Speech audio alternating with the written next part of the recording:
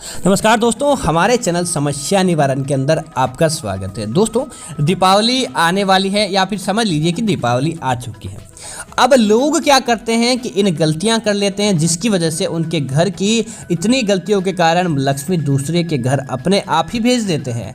अगर आप भी इन गलतियों को करते हैं तो सावधान रह जाएं। आपको भूल कर भी ऐसी गलतियां दीपावली विशेष के दिन नहीं करनी चाहिए, ताकि आपके घर की लक्ष्मी दूसरों के घर चली जाए। तो बात करते हैं उन चीज़ों के बारे में जो दीपावली के दौरान आपको भूल कर भी नहीं करनी चाहिए। बात करते हैं सबसे पहली चीज़ की, तो इस बात का ध्यान रखें कि दीपावली के दिन किसी व्यक्ति को उधार देने से आपको बचना चाहिए। अगर दोस्तों आप दीपावली के दिन ही किसी व्यक्ति को उधार देते हैं तो आपको उसका सकारात्मक परिणाम नहीं मिलता, क्योंकि दोस्तों दीपावली के दिन हर कोई चाहता है कि उसके जीवन के अंदर धन आए। ऐसा कोई नहीं चाहता कि वह अपने धन को किसी व्यक्ति को दे दे। आप मेडिकल इमरजेंसी के अलावा किसी को भी आपको उधार देने से बचना चाहिए, ताकि आपको उसका सकारात्मक परिणाम देखने को मिले, न कि आप अपने घर की लक्ष्मी किसी अन्य व्यक्ति के पास भेज दें।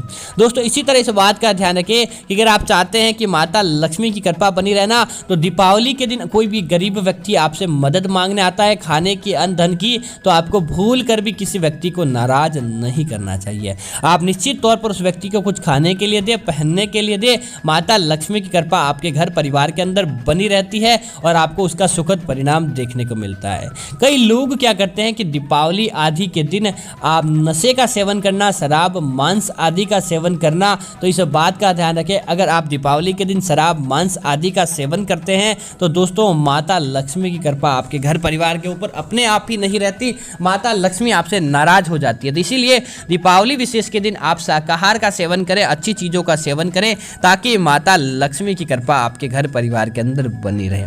दोस्तों, कई लोग चित्र लाने के अंदर गलती कर देते हैं।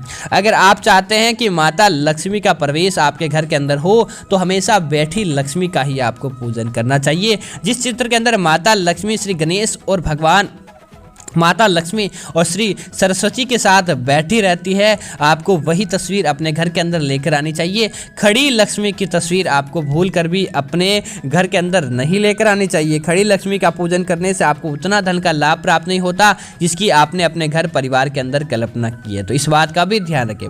दोस्तों, कई लोग क्या करते हैं कि दीपावली की रात्रि का पूजन करते हैं तो माता लक्ष्मी की खंडित आदि मूर्तियों का ही पूजन कर देते हैं। आप नया चित्र जरूर लाए, लेकिन अगर आपके पास कोई खंडित मूर्ति है तो इस बात का भी ध्यान रखें कि खंडित मूर्तियों का पूजन आपका भूलकर भी नहीं करना चाहिए। खंडित मूर्तियों का पूजन करेंगे तो आपको उसका सकारात्मक परिणाम नहीं मिलता है।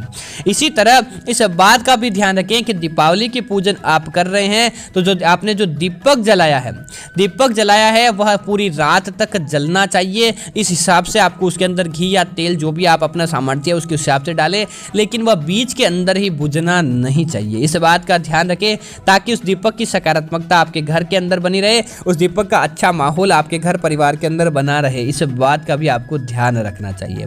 इसी तरह कई लोग क्या करते हैं कि दीपावली की रात्रि पूजन करते हैं, उसके बाद दोस्तों यह अंधकार को भगाने का दिन होता है। दीपावली के पूरी रात को आपके घर के अंदर दीपक नहीं बुझना चाहिए या फिर लाइट भी आपके घर के अंदर जलनी चाहिए, और विशेष तौर से आपके पूजा घर के अंदर, क्योंकि जब प्रकाश आपके घर के अंदर होगा तो समझ लीजिए कि माता लक्ष्मी का प्रवेश आएगा। आप दीपावली के दिन अंधकार करके सो जाते हैं या तो आप भजन आदि कीजिए ताकि आपको सुखद परिणाम देखने को मिले, आपको अच्छा माहौल देखने को मिले, न कि आप अपने घर के अंदर अंधकार कर आप सो जाते हैं।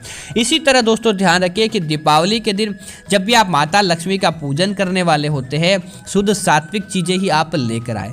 ऐसी चीज़ें जिनको आपने पहले स्पर्श कर लिया है या आप अपने घर की रसोई के अंदर उन चीज़ों को काम ले रहे हैं, उसी डब्बे से निकाल कर आपने माता लक्ष्मी की पूजा कर ली, तो यह भी आपको एक प्रकार से नकारात्मक माहौल दे सकता है। इसी वजह से शुद्ध सात्विक सामग्री ही अपने घर के अंदर लेकर आए और ताकि आपको उसका परिणाम देखने को मिले। दोस्तों, कई लोग क्या करते हैं कि माता लक्ष्मी का पूजन करते हैं, तब एक चीज़ भूल जाते हैं कि आप उनको कुछ मिठाई का भोग जरूर लगाए, लेकिन इसके साथ ही माता लक्ष्मी को चढ़ाई जाने वाली चीज़ों के अंदर अनाज का विशेष महत्व रहता है। 5 प्रकार के अनाज माता लक्ष्मी को चढ़ाए जाते हैं। अगर आप भूल जाते हैं तो आपको उसका दुखद परिणाम देखने को मिलता है। आप कुछ चांदी या सोने की चीज़ भी आप माता लक्ष्मी के आगे रखें। ऐसा नहीं कि आप क्या करते हैं, कई लोग फैशन के तौर पर अब उनके पास होता नहीं है और वह नकली चीज़ें वहाँ रख देते हैं।